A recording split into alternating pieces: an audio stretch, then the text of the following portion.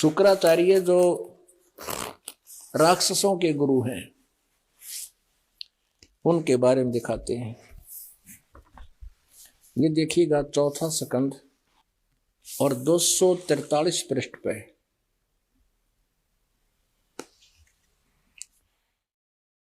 व्यास जी कहते हैं, व्यास जी कौन है? Writer of the Purana, Veda and Gita. Vyas ji कहते हैं, प्रहलाद की बात सुनने के पश्चात शुक्राचार्य ज्ञान दृष्टि से सब कुछ देखकर प्रसन्न हो गए। उनका मुख मुस्कान से भर गया। उन्होंने दैत्यों से कहा, दानव तुम मेरे यजमान हो, तुमने न तो डरना चाहिए और न पाताल में ही जाना चाहिए। अपने सत मंत्रों के प्रभाव से मैं तुम्हारी रक्षा कर लूंगा। ये बात याद रखना, भी आगे देखना क्या बोलता है ये। धर्म के मर्मज महाशय, प्राचीन समय में ब्रह्मा जी के मुख से मैंने जो बात सुनी है उसे बताता हूं, सुनो। यह वचन बड़ा ही हितकर, सत्य और अटल है।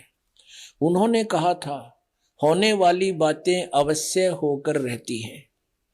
धरातल पर कोई भी ऐसा सुयोग्य पुरुष नहीं है जो प्रारब्ध को विफल बनाने में समर्थ हो सके। विपरीत समय के कारण इस समय तुम्हारी शक्ति अक्षीण हो गई है। अतः एक बार तो तुम्हें देवताओं से परास्त होकर पाताल में जाना ही पड़ेगा।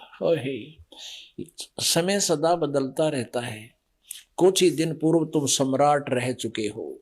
अब पुण्यात्माओं, यहां तो कह रहा है कि तुमने पाताल में नहीं जाना चाहिए,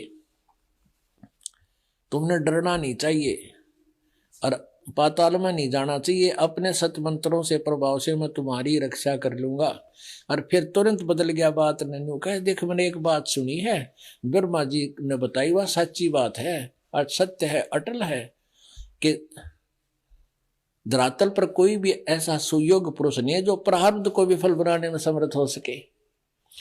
यानी प्रारब्ध कट्टे कोई ना, और तुमने पाताल में तो जाना ही पड़ेगा। तो एक बार देवताओं से परास्त होकर पाताल में जाना ही पड़ेगा।